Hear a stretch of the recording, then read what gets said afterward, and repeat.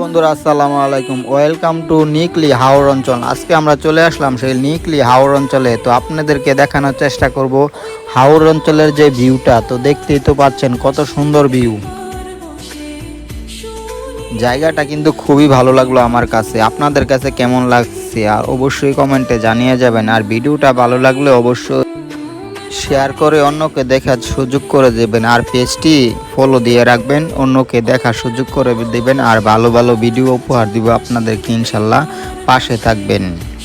কে কোন জায়গা থেকে দেখছেন আর হাওর অঞ্চলের আমার ভাই বন্ধুরা কারা কারা আছেন অবশ্যই কমেন্টে জানাবেন।